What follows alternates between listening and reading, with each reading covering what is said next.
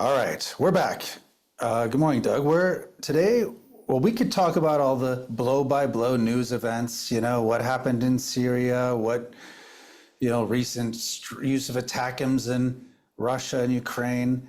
But I think it's today, instead of doing that, which everybody does, we're going to take a step back and look at the big picture by covering this paper that I shared with you called The Fate of Empires and the Search for Survival. We'll have a link for that in the description of this video. It's 25 pages long, written in 1976. And I'm shocked that I never saw this before, that it never before came up on my radar, because this is something that interests us a lot. You'd never heard of it, Doug? I don't believe I have, no.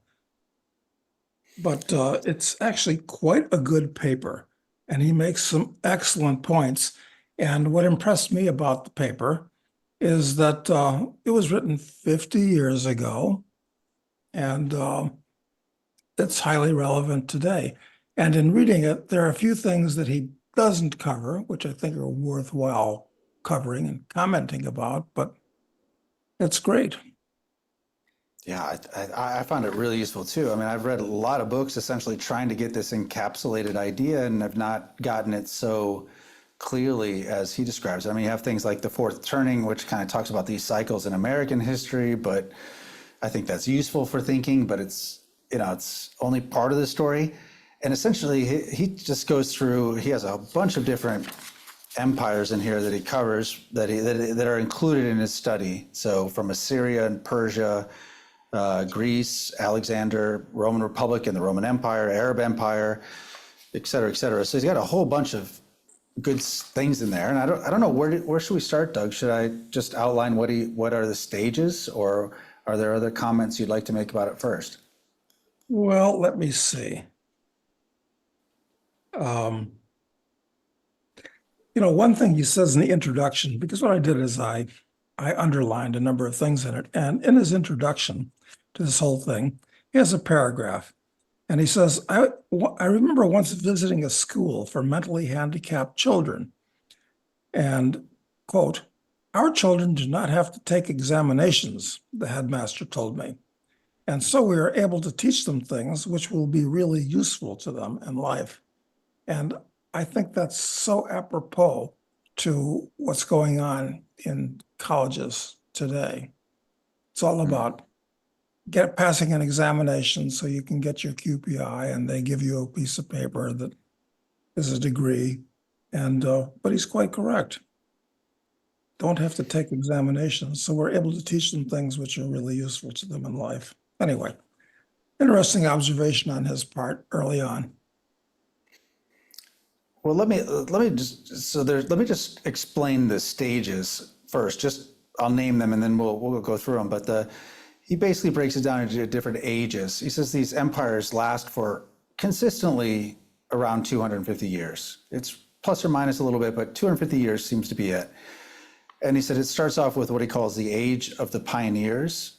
Then it goes to the age of conquests, to the age of commerce, age of affluence, age of intellect, age of decadence, and then the age of decline and collapse. And maybe just say about the pioneer one first is this is where a culture has lots of energy, and it has a lot of innovation. It does not burden it. Well, it follows Kamala Harris's thing where it's not burdened by the past. Right. Oh, no, not burdened by what has been, I think, were her exact what words that she stole from somebody else, unquestionably. Yeah. But it has a new energy because of it. And so, and a lot of hope. So it starts off as this pioneering stage. And then, he talks about he provides some specific examples in here. He talks about, in the year 600, the world was divided between superpower groups, as it has been for the last 50 years. He's talking about between the Soviets and Russia. Sorry, that wasn't the line I wanted to say, sorry. He talks about the Arab Empire, when the Arabs crossed the Straits of Gibraltar in 711 with 12,000 men that defeated the Gothic army of more than twice their strength, marched straight over 250 miles of unknown enemy terrain, and seized the Gothic capital of Toledo. That's this outburst stage, this pioneering stage, which goes into the conquest stage. It's overlapping. Yeah. The Glubb, reading his bio, he spent, it appears, most of his life. He was born in 1897, and he was in World War I, but then he transplanted himself to the Middle East, to Iraq and Jordan. And this is kind of interesting. It's that from 1939 to 1956, he commanded the famous Jordan Arab Legion, which was the Jordanian army, which means that when Israel was created in just after World War II is when all the fighting went on, he would have been fighting against the Israelis as the head of the Jordanian army. And that's kind of non-PC in today's world, but and he doesn't really mention that, but that's kind of interesting. So he's a specialist in the Middle East, actually, is what he is. And the empires that he mentions, he starts with Assyria, which lasted for 250 years, and then Persia, a real empire, a successful empire, started with Cyrus and ended with, who was it? The Greeks wiped out, Alexander wiped out. Was it Xerxes? I think it was. So that was 230 years. Then he's got Alexander and his successors, but he jumps over the Athenian Empire, which really was an empire. I should have mentioned that in this list. And going up to modern times, he's got the Spanish Empire, but the Portuguese had kind of an empire too, kind of skated over. Then he's got Spain. Doesn't talk about the French Empire, which is a little bit different and lasted a longer time. So anyway, but these are good examples that he gives, and he doesn't mention the American Empire, which of course is the biggest one in many ways. Yeah, well, he does use the American. He doesn't have that in his list, but he does talk about the American Empire, and in terms of its stage of, at least the seeds of it, he says, when it goes into this conquering stage, most of the time that conquering is externally, but for America, it was conquering the vast territory available in America, right? So that was their conquering. And does he mention that when this was written, let's say in 1975, that America was, well, by some measures, at its peak or close to its peak or just slightly past its peak? Does he have an observation on that? I don't recall. There was some reference to the Wilsonian era being like at this intellectual stage, the country being at an intellectual stage then, where the affluence kind of had already been there, and so now it gone then from affluence to intellectual, and that's where a lot of infighting begins. And yeah, so it's kind of all downhill from World War I, and that makes sense. Yeah. Western civilization has been all downhill from World War I.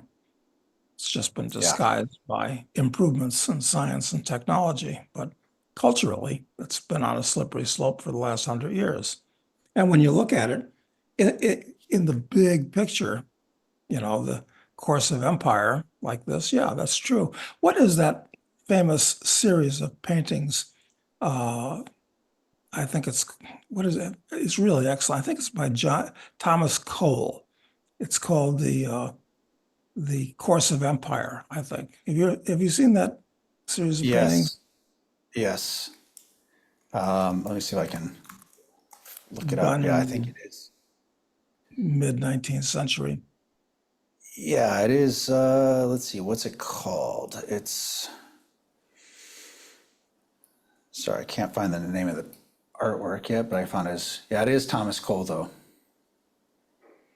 We ought to It show it to is people because not everybody's seen it, but it's very famous and very appropriate to this and very true.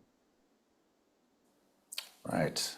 Yes, let me. Yeah, because he's got the Arcadian or pastoral state.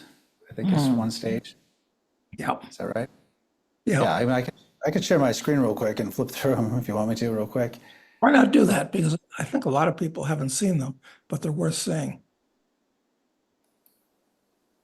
These paintings done in the mid-19th century. Yeah, so yeah, that's the first one. Okay. The consummation, the course of the empire. Mhm. The course of the empire destruction in 1836. Yeah. The savage state. I don't think I'm doing them in order here, but the empire desolation. Desolation, right. Yeah, I guess that's it then. The savage state would have been the first one. Yes. So Then the savage pastoral state. pastoral would be next. And then we go to,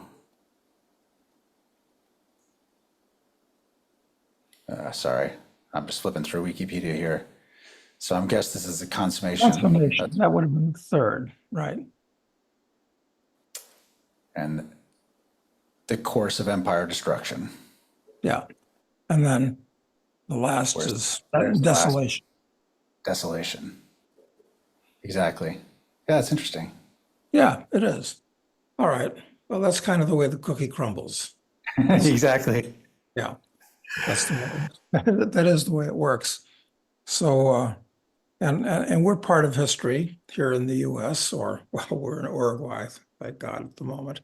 But and it is morning in America, so it's never straight downhill. But as I've said before, morning only lasts 6 hours in the real world. So Right. anyway, getting back to Sir John Glubb and his course of empire, the stages that he's got. Does he list the stages? Everybody No, should read the thing. yeah, I read them off to people already. So it's Age of the Pioneers, Age of Conquests, Age of Commerce, Age of Affluence, Age of Intellect, Age of Decadence, and then the Age of Decline and Collapse. Mm-hmm. Yeah. So I'm trying to figure out the U.S. based on that. Are we just in decadence or actually decline and collapse? I think we're in decline and collapse. We've been in decadence for some decades, but I think we're in decline and collapse at this point. Now, let's talk. So we talked about the pioneers and the conquest stage, and he has examples where he talks about like Attila the Hun in the conquest stage. You think about that. I mentioned the Arab, crossing the Straits of Gibraltar. That's in the conquest stage. After that, though, comes this age of commerce, and I thought there were a couple of interesting things about this stage that I didn't really understand before. I guess, in the way he described it was that once you have this vast territory that's under a standard law and it's been sort of conquered, then often within that area, at least, free trade flourishes. And that causes a huge boom and whatever empire that is. And, he talks about these, people think of, the globalism or, this world trade as being something that's new, but it's not at all new. And I mean, one of his examples he uses is that he says, objects made in Ireland, Scandinavia, and China have been found in the graves or the ruins of the Middle East dating from 1,000 years before Christ. Yes. Well, So global trade's has been a thing. It's not new. yeah. But of course, in those days, you could, if you were, if you were a merchant uh, involved in commerce, chances are you were what you might call a merchant adventurer, where you financed your trips by becoming wealthy in the process. So you weren't an explorer per se, but you were a merchant adventurer, combination explorer and merchant, kind of a concept that I've always liked. And Marco Polo, right? Marco Polo, kind of, yeah, exactly. And he points out that as they succeed and become wealthy, you get into art and luxury, which is natural enough. But then you go beyond that.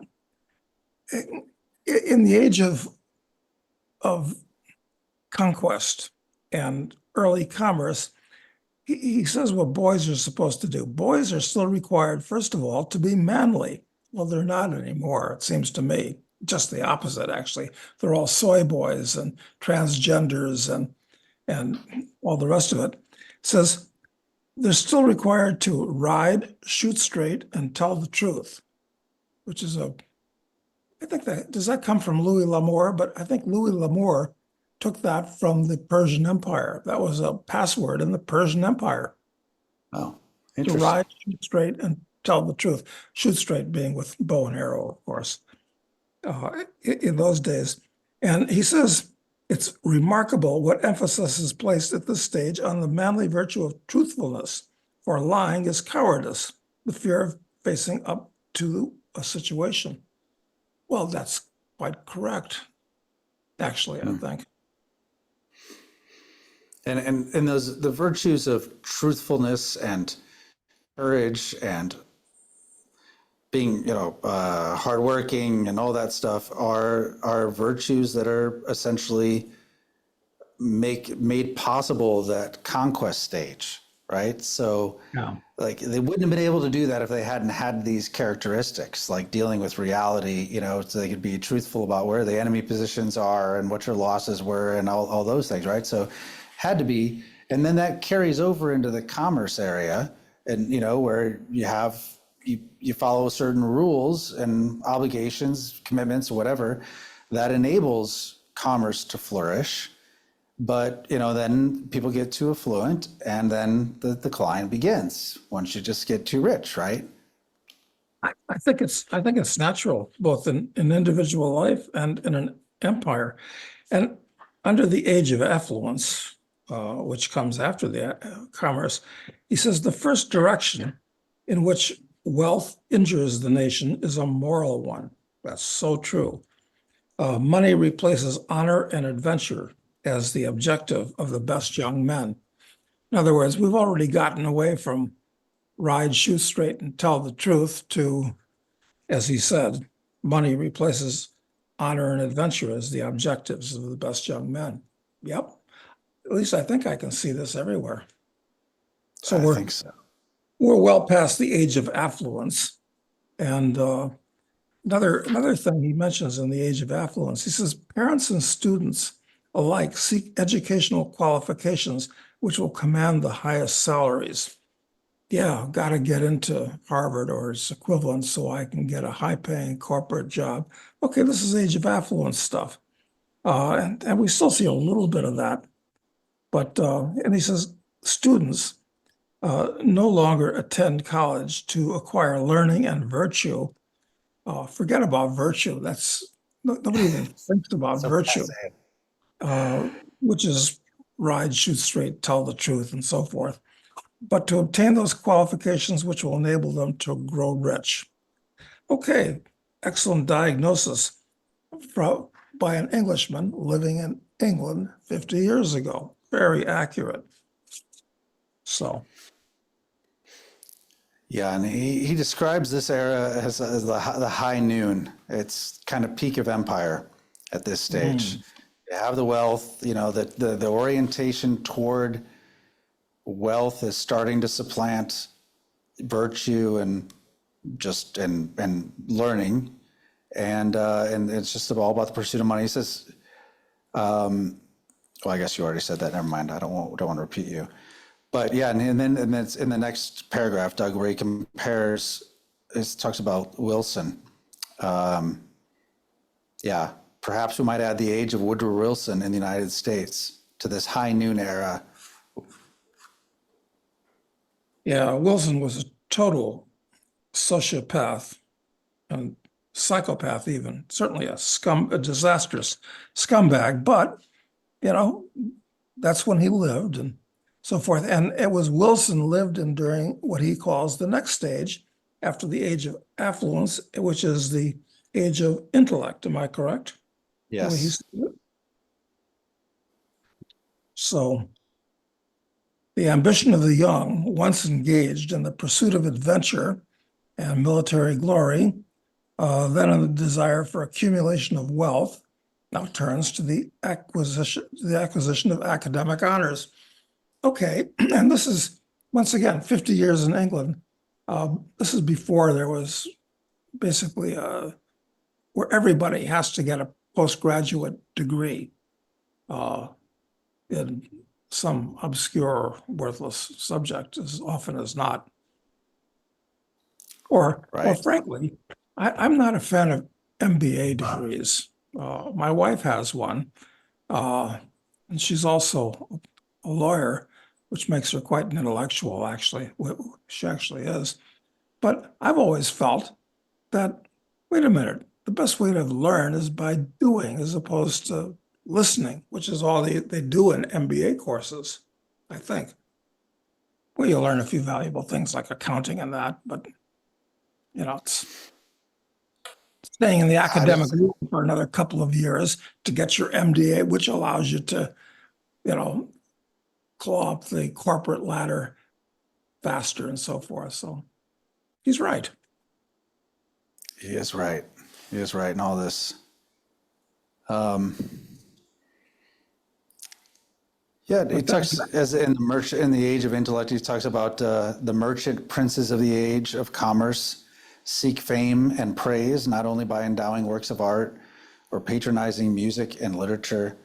They also found and endow colleges and universities.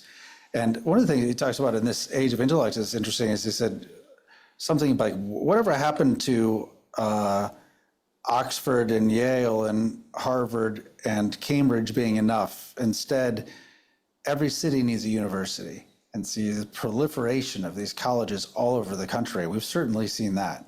I mean, he didn't even see the end of that. I mean, in 1976, we weren't there yet.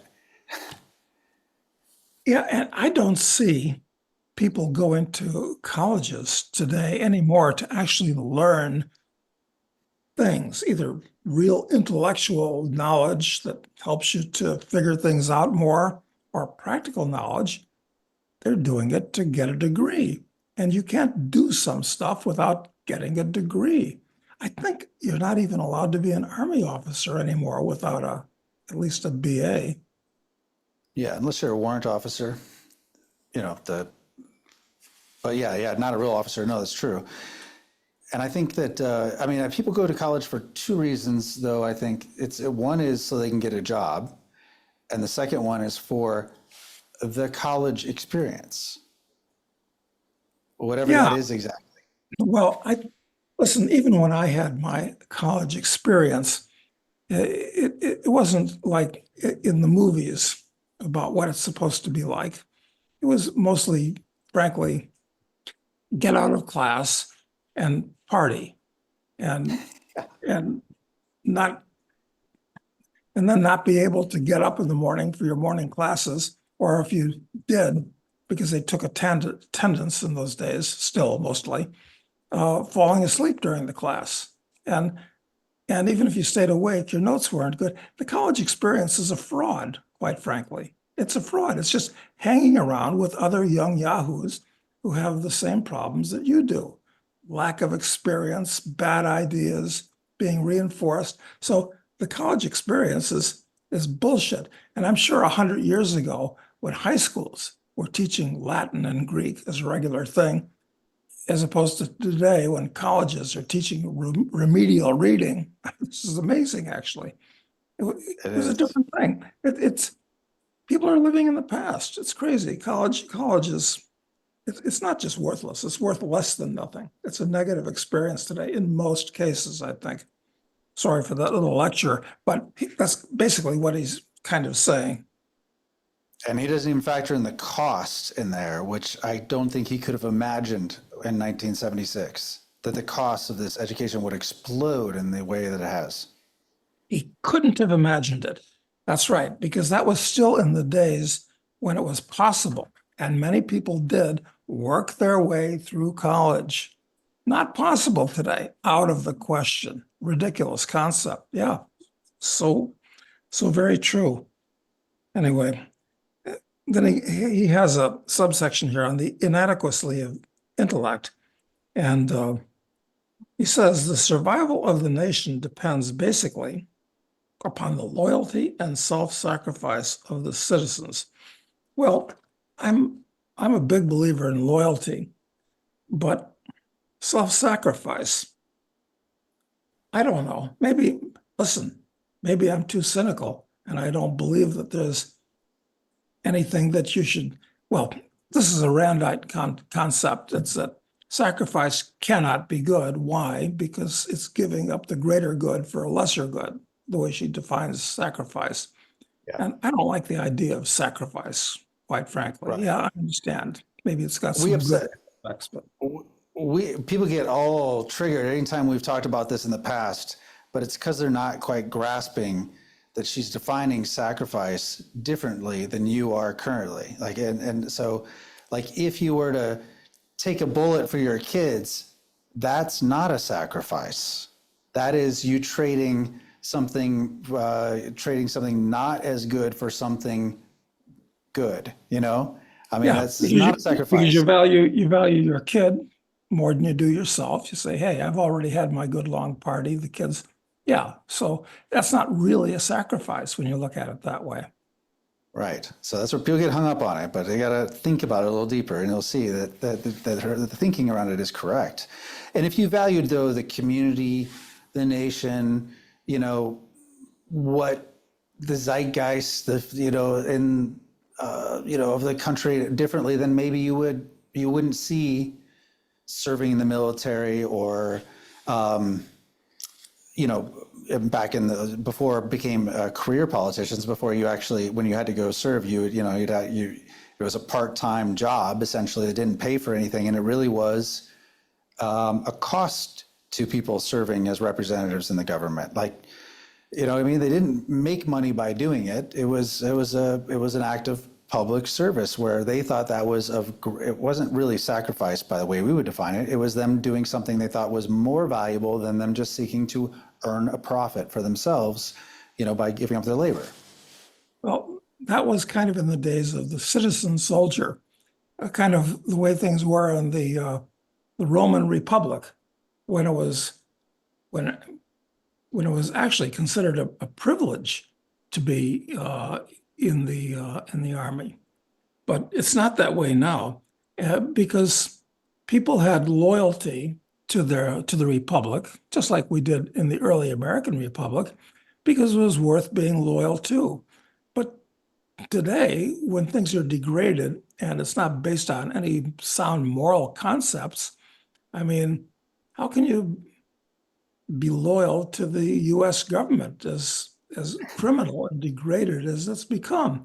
So, of course, loyalty has been washed away, and the idea of self-sacrifice in the, kind of the classic good sense has been washed away. Yeah. And he says the survival of the nation depends on those two things, and they're gone. So he's right. Gone. Yeah, and one of the, let's see, is it in this section, or maybe it's getting into. One thing I thought was interesting is that in this age of intellect, that an unexpected symptom he talks about shows up of national decline is the intensification of internal political hatreds. So it's like, now that you're affluent, and now there's a lot of value placed on education, then there seem to be a lot of talking heads that pop up and political dissent is created by lots of discussion about really attacking the core, just criticisms around that. So the talking heads sort of end up undermining it also, or accelerating the decline. That's an excellent point because, if Woody Allen had to load 16 tons in a coal mine every day, he wouldn't have time to go home and kvetch and whine and complain. So when you reach an age of affluence and intellectualism, yeah, that's what you do. You criticize everything. So yeah, Right. he's It right. talks about the Byzantines spent the last 50 years of their history fighting one another in repeated civil wars until the Ottomans moved in and administered the coup de grace. Yeah. So they had enemies all around them, but really they spent the entire time fighting with themselves. Yeah, and that certainly happened more and more with the Roman Empire as it got older. One general would try to take over and they'd, try to kill him and destroy a bunch of capital and a whole bunch of soldiers and burn cities down. And it was all internal. Forget about the barbarians to the north and the Parthians to the east. They really were destroying themselves. One other thing about destroying themselves he talks about is, apparently this is a common stage, is the influx of foreigners. He said the oft repeated phenomena of great empires is the influx of foreigners to the capital city. He talks about Roman historians complaining about the number of Asians and Africans in Rome. Baghdad in its prime in the 9th century was international in its population. Persians, Turks, Arabs, Armenians, Egyptians, Africans, and Greeks all mingled in the streets. And then he talks about today, he says, in London, and this is again in 1976. Yeah, and those aren't the only examples either. I mean, it was true of Rome, and then it was true of Alexandria before that, after Alexander founded it, where it was a very international city. And actually, after more than Jerusalem, it was kind of the headquarters for international Judaism, because after the Romans, burned everything down and so forth. So yeah, that's true. And of course, New York, there's no native New Yorkers left in New York anymore. And same in London, absolutely. And in Paris, same thing. Yeah. Well, it makes sense because if you're from a backward country, you want to go where the streets are paved with gold. Right. Exactly. So it's a combination of these factors of the affluence, the commerce.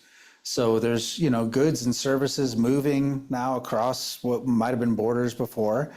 So it also allows the movement of people, and they come to where the affluence is, and then this movement toward intellectualism basically has people abandoning maybe the core identity group ideas, I guess, and being more gracious toward foreigners as they come in at first, at least. It shows a high-mindedness for them to do that. And then one thing he talks about, he says second or third generation foreign immigrants, he said, may appear outwardly to be entirely assimilated, but they often constitute a weakness in two directions. He says, first, their basic human nature often differs from that of their original imperial stock. And then his second one was, while the nation is still affluent, all the diverse races may appear equally loyal, but in an acute emergency, the immigrants will often be less willing to sacrifice their lives and their property than will be the original descendants of the founding race. Yeah, I think there's a lot to that. I mean, it certainly happened with the Irish who still got involved. I mean, I know this personally from a lot of Irish people that I knew. And of course, I was kind of Irish myself, although I never got involved in that nonsense. They, still really cared about what was going on in Ireland with talking about the time of troubles and supporting the IRA and all the rest of this type of thing. So, Yeah, they were fully integrated, but maybe not so much. And the Italians with the mafia and so forth, fully integrated, but maybe not so much. And I think it's, but the thing is that the Irish and the Italians look like other Europeans. But is this true with the Africans and the Muslims that are moving into the U.S.? Well, that's it's going to take longer for them because they immediately can identify each other just by their skin color and other characteristics. So yeah, he's right. It says, while the empire is still enjoying its high noon of prosperity, all these people are proud and glad to be imperial citizens. But when decline sets in, it is extraordinary how the memory of ancient wars, perhaps centuries before, is suddenly revived, and local or provincial movements appear demanding secession or independence. And I'd add to this reparations. You know, Reparations. That's right. And isn't it true that 1619 or June 19th is an official national holiday now? correct. I find that shocking and disgusting and ridiculous, where these people say that the history of America really began when the first slave was imported. What the hell is the matter with this government that they would actually acknowledge that as being a fact? It's crazy to have Juneteenth, I guess it's called, as a national holiday. I mean, one of the things Trump should do, and it's very hard to go backward on this stuff, is to delegitimize it and say, nope, not a holiday anymore. It's crazy. In fact, it's an evil, stupid, and wrong holiday, June 19th. But you're right. Yeah, reparations. Yep. But I think that's an example how, when decline sets in, the memory of ancient wars, and different grievances appears. And I think that's a great example of it. Yeah, it is. And then the next thing we get into, following from that, part of the influx of foreigners section that he's got is he's talking about how the Roman mob had an endless appetite for free distributions of food. And of course, he doesn't go into the how foreign wars fit into all this type of thing, but the way Rome got into its giving out free bread to people was after the wars, when they would after the Carthaginian War, last one ended in 150 BC. You had all these demobilized soldiers, and their farms had turned to shit because they were away in the wars. Uh, and the war profiteers, what happened is they were making money on the wars in a number of ways. Even then, it was possible. So the average legionnaire comes back. His farm is gone to the bush because his wife couldn't take care of it. Meanwhile, the rich guys who made money off the wars would buy it up, turn it into a latifundia, and bring imported slaves in from abroad to run the farm that used to be run by yeoman farmers. And now what's he going to do? Well, he's going to go into the city to seek opportunity, but the government gives him free food while he's living there. So it's pretty much the same thing, just a variation on the theme. Free food and frivolity. Ah, He talks yes, about. that's right. It's not enough to have 3 hots and a cot. You got to have free entertainment too. So we have all kinds of Sports ball. exactly on the internet. So we don't really need the Colosseum and the Circus Maximus anymore because we got 24/7 entertainment on the internet. Exactly. He says the heroes of declining nations are always the same: the athlete, the singer, or the actor. More true in America now than it was in Britain 50 years ago when he said that. No doubt about it. No doubt about it. So yeah, so obviously we're in the the decadence stage at this point in the paper, and I think there are some he talks about he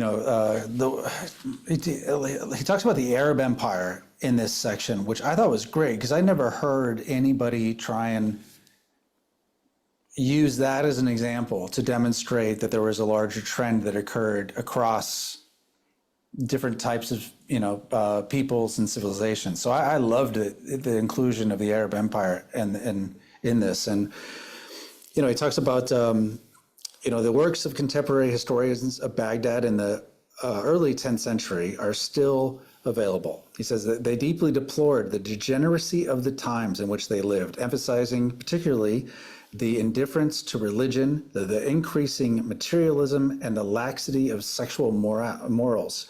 They lamented also the corruption of the officials of the government and the fact that politicians always seemed to amass large fortunes while they were in office. Isn't that strange? Sounds familiar. Who would have guessed? Frankly, I'm a little bit, that was surprising to me because, of course, the most virulent and dogmatic religion in the world today is undoubtedly Islam, where people don't just take it seriously. And I think the average Muslim does take it much more seriously than the average Christian does. But some people are really fanatics for it. So there's been a resurgence of that in the Muslim, and he doesn't deal with that form of the religious aspects of things in the current day, which I'm sure he would have had opinions on, having lived in the Middle East his whole life, basically. But and I mean, one of the things that's just stood out to me about this when I was trying to sell Maxim on reading this, which it wasn't hard to do, but I was trying to think what it would be most, get at him, as I said, the idea that feminism was an issue in the in the 9th century, or I guess 10th century Arab Empire. And it talks about specifically that that women demanding admission to the professions, which were previously monopolized by men. What, wrote a contemporary historian, have the professions of clerk, tax collector, or preacher to do with women? He says, these occupations have always been limited to men alone, but women were making their way into those roles, and also many women practiced law. This is 10th century Arab Empire. This is not what most people think of as Islam, but it's certainly what we see today. Ursula von der Leyen, I mean, Kamala Harris, you know what I mean? It's like women are absolutely everywhere. And of course, women are well over 50% of the students in college, and even more so in graduate school. They're becoming a majority of accountants, a majority of lawyers. I mean, lots of corporate heads. Yeah, so this is kind of a trend too, isn't it? And this paper is interesting because he's talking not about Islam, really. He's talking about the Arab Empire, which, arose out of nowhere and took over the world starting from 630 to the 9th century. So it's very interesting from that point of view. I'd like to find out. Of course, the evolution of Islam is not exactly the same thing as the evolution of the Arab Empire during those 2 years of good times for the Arabs in particular. So anyway, he says, I like this. He says, when I first read these contemporary descriptions of 10th century Baghdad, I could scarcely believe my eyes. I told myself this must be a joke. The descriptions might have been taken out of the Times today. The resemblance of all the details was especially breathtaking.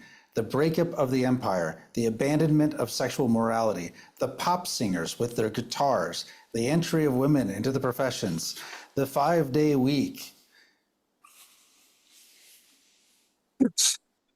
It really does underline a cyclical view of history, I would say.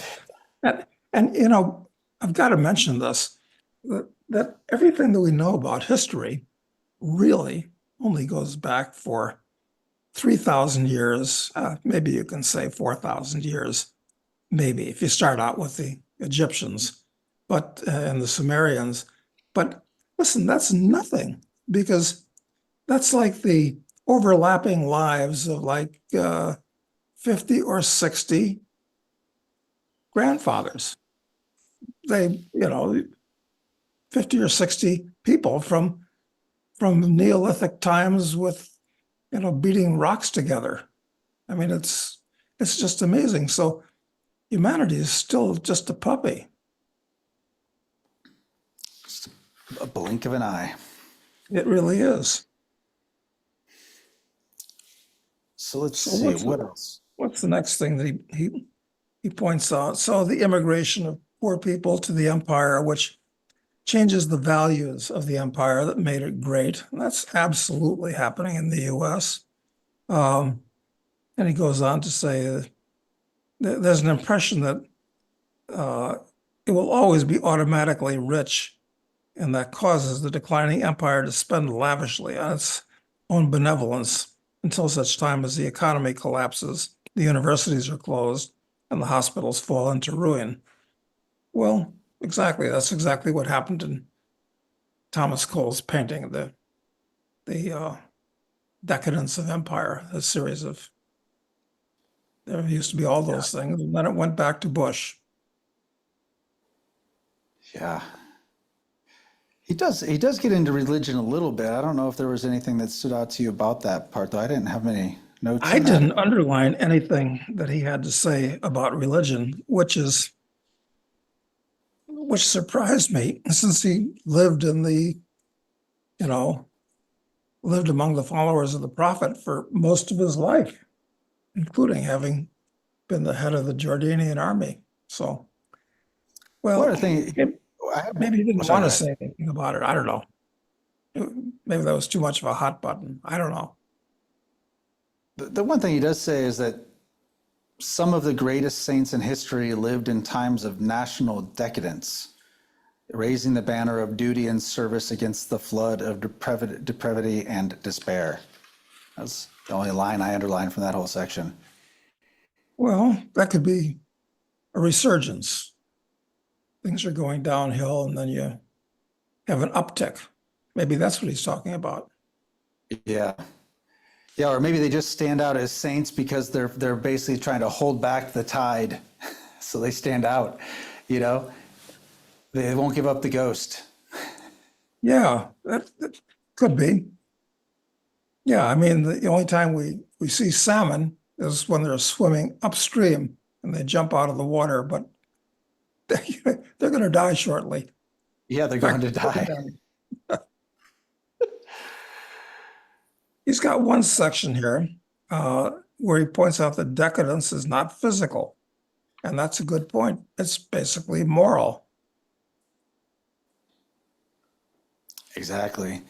The habits of members of the community have been corrupted by the enjoyment of too much money, too much power for too long a period. The result has been, in the framework of their national life, to make them selfish and idle.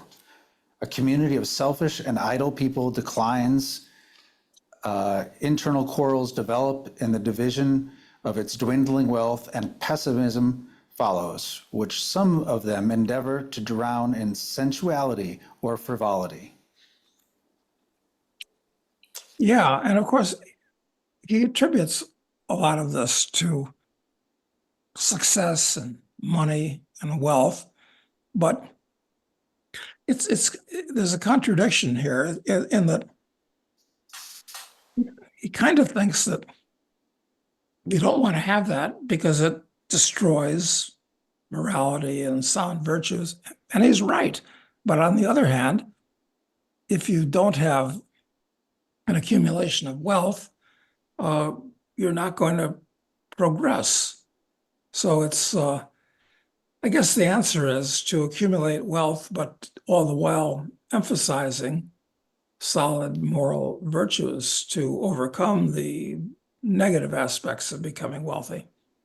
Yeah, and I It think can on be an done. It individual can be done. basis, I think on an individual basis, you can still be virtuous and do that, but just as a nation and as a broad, as a culture, I think it's hard because the issue is, like if you think about the virtues that Americans have that was founded or that came out of the frontier, where like the self-reliance, the independence, the hardworking, like all those were requirements for survival. Requirements. So if you didn't have those qualities, you wouldn't exist. And then Yeah. so there's a But then, natural. but then when the world becomes wealthy, you don't have to have those qualities anymore. Your necessity level has gone down, and you do other things. So it's like the natural flow of things that you know. It's like it's like what happens. What happens with empires is almost like what happens to individuals. You're young and outgoing and adventurous, and you become successful. Then you become fat and old, and then you degenerate, and then you die. It's it's it's an individual life on a grand scale. Yeah, yeah. And I think one of the things that I got from this whole paper is just that idea. It actually made me feel, that sound bad, but maybe kind of feel better in a way than just seeing that, oh, this is a process. It just happens. And it doesn't mean, I mean, individuals can still be fine in this when it's happening. One thing he talks about, when he talks about decadent states, he talks about, when individual members of such a society, a decadent society, emigrate into entirely new surroundings, they do not remain conspicuously decadent, pessimistic, or immoral among the inhabitants of their new homeland. Once enabled to break away from their old channels of thought, and after a short period of readjustment, they become normal citizens of their adopted countries. Some of them in the second or third generations may attain preeminence in the leadership of their new communities. So it is an echo chamber almost within that empire, that if you're trapped in it, it's hard to get out. And I've seen this with some family that feels to me they're just running on this consumerism treadmill like crazy and can't give it up. They order their lives around consumption and entertainment, and they accumulate more debt because of it. And I don't think that they can even see. They're like, the fish swimming in water. They have no understanding that that's what they're doing, because the society is so like that now. And if they stepped away for 3 months in many other parts of the world, I think that they'd be free of it, and they could be good and productive again. Well, I think that's absolutely correct. And immigrants have always been the best kind of people that jump out of the cesspool that they're in and go into fresh waters and work hard in that, because they have to. So I'm all for immigrants, but not the kind of immigrants we have today that are being, imported and then land on a feather bed with free credit cards and free places to live and free food and free medical. You're drawing exactly the opposite of the kind of people you want, not the kind of immigrants that you'd get otherwise if it wasn't for the state. Right. I'm talking about the kind of immigrants we are. That's what I mean. Exactly. I think we're adding value. I kind of think so, yeah. I think there's a lot to that. So anyway, the last part of his he makes one statement before part number 39, which is the summary, but there's one other statement that he mentions that I underlined. And he said that all religions seem to reach the conclusion that love is the key to human life. And I think he's jumping to a conclusion on that. I mean, it's the key with Christianity, but it has absolutely nothing to do with Islam, that love is the key to human life, nothing at all. And I'm surprised that he'd say that, having lived in that part of the world most of his life. And love is the key to human life. I don't think it's not what the Buddhists or the Taoists, I don't think anybody says that except for the Christians. Now, am I right or wrong? I mean, I'm not an expert on all the religions, but certainly in the mode of Christianity that is emphasized today, it is, I think. But yeah, I don't know about elsewhere. I don't know. Anyway, that's, you know, it would be something that would have been nice to talk to him about that, but he's been dead for a long time. But the last part, the summary, I found was interesting because he goes into two things in his kind of summation. He says decadence is marked by, and then he gives the outward signs of decadence, and then he says decadence is due to, and then he gives the reasons for that decadence. And I think he's pretty right. What do you think about those? I didn't underline that part. Can you explain what he says that decadence is defined by? Well, uh, let's see. It's defined by, it's marked by, is what he says. Defensiveness, okay, as opposed to reaching out. Uh, Pessimism, yeah, I suppose that's true. Materialism, very definitely. Frivolity, very definitely. An influx of foreigners, yeah, destroying the values that made the state what it was, and the welfare state, yeah, and a weakening of religion, yeah. I'm not a religious person, but he's absolutely right about that because people don't believe in anything anymore. So I think that those things all mark our current, are signs that we're in the decadent stage of the rise and fall at this point. And what did he say that was due to? He says that it's due to too long a period of wealth and power. Sure, you become fat and lazy. Selfishness, thinking only, I guess that's, you think only about yourself and you're not loyal to the group that you're a member of. Okay, that's true enough. Love of money. Okay, I would interpret that as being a insufficient emphasis on Virtue? virtue. Right, exactly.